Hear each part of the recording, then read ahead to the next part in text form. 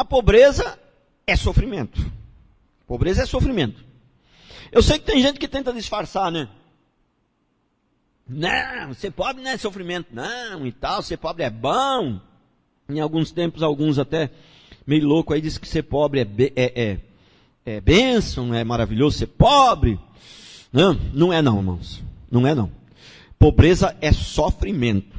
Sofrimento, entendeu? Crianças morrem por causa da pobreza e aos milhares, entendeu? Adultos morrem também, mas principalmente crianças morrem e aos milhares. E por causa da pobreza, pessoas vivem pouco, morrem antes da hora, né? Por causa da pobreza, na Idade Média, né? As pessoas, a estimativa de vida na Idade Média, no período mais crítico ali da Idade Média, né? A estimativa de vida nas camadas mais pobres era 35 anos. Entendeu? Que naquele tempo, na Idade Média, já tinha rico, viu? Sempre teve rico, irmão. Rico sempre teve em todas as épocas e em todos os lugares. E pobre, Jesus disse isso. Os pobres, vocês sempre vão ter eles com vocês. A mim, nem sempre. Né? Em todas as épocas, em todo lugar, sempre houve rico e pobre. Não tem essa. Entendeu? Então, na Idade Média, os ricos, os nobres que viviam nos castelos, irmão, a estimativa de vida não era baixa, não. Era 55, 60 anos. Para aquela época não tinha medicina, não tinha nada. Era bastante. Mas na camada pobre, a estimativa de vida era 35. Só para você ver como o sofrimento, pobreza é sofrimento, né? Alguns soldados, né, que estiveram, brasileiros que foram para o Haiti, em missão de ajudar lá no Haiti, participação brasileira lá na situação difícil lá do Haiti, alguns soldados voltaram dizendo que as crianças lá faziam biscoito de barro. E comia biscoito de barro. Enrolava lá e passava não sei o que lá e transformava aquilo num biscoito. Mas na verdade era barro mesmo, tinha. Né? Então, o que acontece? O que é certo, então? O crente tem que ser rico ou tem que ser pobre? O que você acha? Este que é o maior erro. O cristianismo moderno hoje, eles fazem essa pergunta. Né? E fica aquela dúvida, e fica aquele debate. Não, quem tem que ser rico? Não, quem tem que ser pobre? Quer dizer, eles põem só essas duas opções. Entendeu? Ou quem tem que ser rico ou tem que ser pobre. Só essas duas opções. Eles esquecem que as duas opções estão erradas. O crente tem que ser rico e nem pobre. Eles esquecem da terceira opção. Eles não põem a terceira opção. Entendeu? Que o crente não precisa ser rico e nem pobre. Entendeu? O crente precisa ser... A quantidade de dinheiro que uma pessoa tem no bolso não define. A gente não se baseia quem é firme pela aparência. E muito menos pela aparência financeira. Não é a situação financeira que vai definir se eu sou crente ou não, irmãos. Mas as pessoas insistem, teimam então. E alguns dizem que tem que ser rico e outros tem que ser pobre. Né? E lógico, a maioria acha que o crente tem que ser rico. Quem acha que o crente tem que ser pobre é a minoria. Tá os dois errados. Porque, é possível ser pobre e ser crente? Né? Mas tem gente que acha que não. Se é pobre, está debaixo de maldição e não é crente. Mas outros acham que se é rico, também não pode. Mas aí é o seguinte, a Bíblia diz claramente que Boaz, né, esse homem que era de Israel, esse homem de Belém, que quando Ruth veio para Belém, acabou se casando com ele, né? Esse homem era muito rico. Segundo a Bíblia, ele era muito rico e fiel a Deus. E Ruth era muito pobre. Ruth era praticamente uma mendiga, uma escrava, entendeu? Né? E era fiel também. Então, aqui nós encontramos um muito rico, fiel a Deus, servo de Deus, que agradava a Deus, que tocava o coração de Deus e que era conduzido por Deus. Mas também encontramos aqui Ruth, que era muito pobre, mas que era fiel a Deus. Presta atenção. Como dá para ser rico e ser crente, e dá para ser pobre e ser crente. Agora eu queria antes de avançar aqui, eu queria atentar para um detalhe muito importante. Irmão, a maioria dos crentes são pobres. Os ricos são poucos. Por quê? Porque a própria Bíblia diz que é difícil. Ela não diz que é impossível. Né? Ela diz que é difícil. Né? A Bíblia diz que é mais fácil o camelo passar no buraco de uma agulha do que o rico entrar no reino dos céus. Então, ela não diz que é impossível. O que é a agulha? A agulha é um portão da cidade que tem lá em Israel. Eu já estive lá, eu conheci essa tal da agulha. Né? As pessoas pensam que é a agulha de costurar, né? Naquela época, eu acho que nem sei se existia agulha de costurar. Né?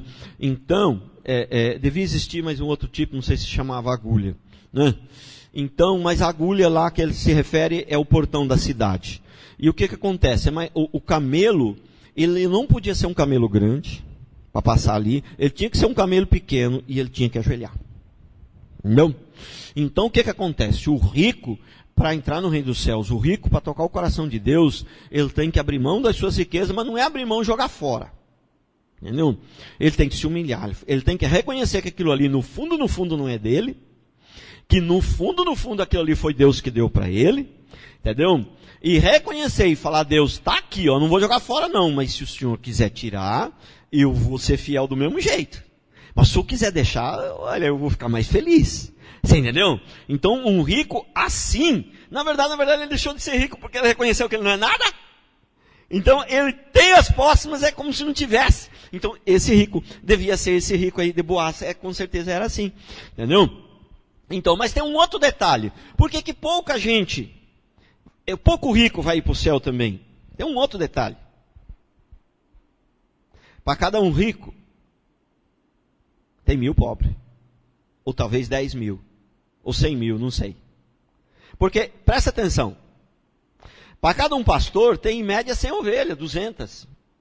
Estou certo ou estou errado? Então, deve ter pouco pastor no céu, porque tem mais ovelha na terra do que pastor. Prestou atenção? Patrão. Vai ter muito pouco patrão no céu. Porque para cada patrão, tem patrão que tem 1.000 funcionários, tem outro que tem 10.000, tem outro que tem 100.000. Antônio Emílio Moraes tinha 100.000. Morreu já. Entendeu? Então, deve ter pouco patrão, porque tem pouco patrão. Não. Então, mas a questão também é essa.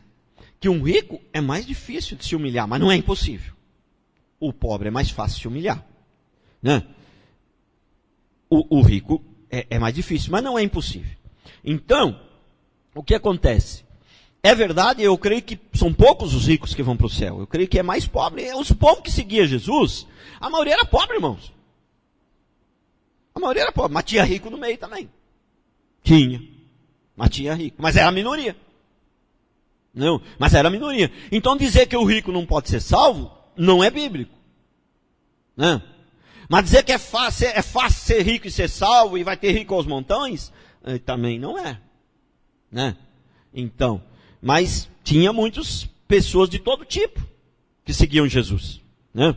Tinha Nicodemos, tinha José de Arimateia, tinha algumas mulheres ricas que a Bíblia diz que sustentavam o ministério de Jesus. Né? Mas entre os apóstolos, quem era rico? Entre os apóstolos. Talvez Paulo, porque tinha uma posição de destaque. Talvez. Só eu acho. Né? Depois, não estava entre os 12, mas também era discípulo de Jesus. Lucas, que era médico, talvez. Né? Então, mas não tinha muito rico, não seguia Jesus não. A maioria era pobre, mas tinha rico. Então, é possível o rico ser salvo. Então, é possível ser rico e ser fiel. É possível. Creio que é mais fácil, é mais difícil. Né? Porque buscar a Deus, você vê que na maioria das vezes as pessoas não buscam a Deus quando está tudo bem. Elas buscam a Deus quando está difícil as coisas. Né? Então, mas é possível. Mas, veja bem, nós, de repente, nem todos nós podemos ser ricos. Nem todos nós podemos ser um Davi. Mas todos nós podemos ser Ruth. Todos nós podemos ser fiéis. Porque o que Ruth tinha era fidelidade, ela era fiel. Só isso.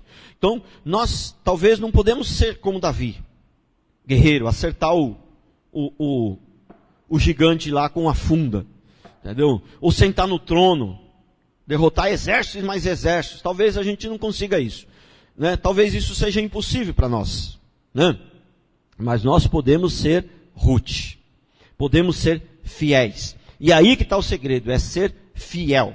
Olha para mim, eu tenho minha dúvida, viu? Se essa Ruth lá no reino dos céus não vai ter um galardão maior do que o do Davi.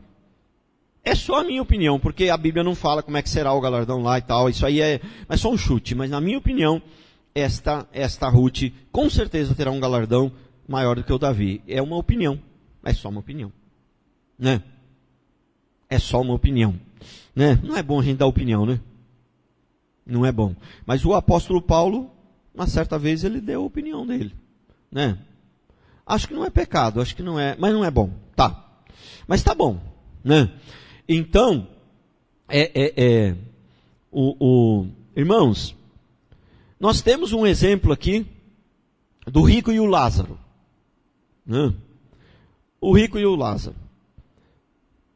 Bom, você achar que a pobreza não é sofrimento, a Bíblia ela fala a parábola do rico e Lázaro, que o Lázaro, ele comia das migalhas do rico. E o sofrimento desse Lázaro foi muito grande. E aí quando os dois morreram, o que é que aconteceu? O rico foi para o inferno. E o Lázaro foi para o céu. Né? E o Lázaro foi para o céu. E é interessante que a palavra diz assim, que Abraão fala para Lázaro, né? Ali o anjo, né? Fala para o rico, olha, tu teve as suas bênçãos, as suas alegrias, os seus prazeres lá na terra, e esse aí só teve sofrimento. Ele está em bênção agora, ele está no gozo agora, porque lá na terra ele só teve sofrimento, esse daí. Então o que acontece? Né? Muitas vezes, quem é fiel a Deus, esse mundo é só sofrimento, né? Para quem é fiel a Deus. Mas Deus vai fazer justiça. Aí você olha para alguém que vai e come das migalhas, e que vive uma vida só de sofrimento, e morre, e parece que morreu derrotado. Parece que morreu derrotado, porque Deus vai fazer justiça, não acabou ainda. A morte na vida de um cristão não é o fim. É isso que nós precisamos entender. A morte na vida de um cristão não é o fim. Se você está sofrendo, porque você deu calote em alguém, se você está sofrendo, porque você fez algo que você não devia ter feito, e está sendo perseguido por isso, aí eu não tenho nada com isso, Deus não tem nada com isso, aí o problema é seu. Mas se você está sofrendo por amor a Jesus, por amor aos seus filhos, por amor aos seus netinhos, por amor aos irmãos, pois eu garanto a você que um dia você não vai se arrepender. Um dia você vai dizer, Deus é justo. Ele, o meu Senhor, estava vendo tudo. Ele está vendo tudo, né?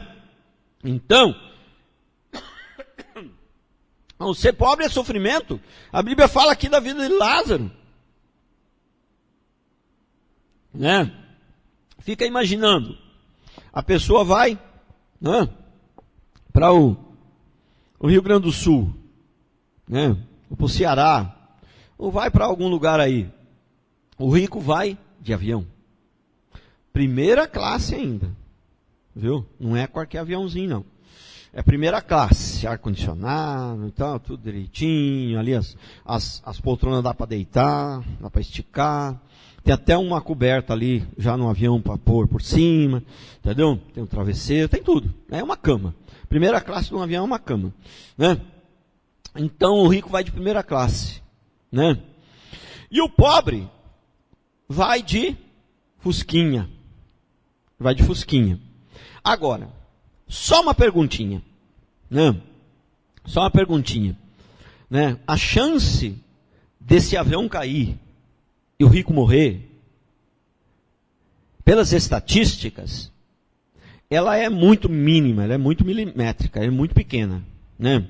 E pelas estatísticas, a chance desse fusquinha, sabe, ter um acidente na estrada, ela é muito grande, entendeu? Porque um carro bom, novo, bastante estabilidade, já tem uma chance assim, tipo, umas 100 vezes maior do que o avião de acontecer um acidente. Agora, você imaginou um fusquinha velho. Então, para começo de conversa, o pobre já morre antes. Ele já morre antes.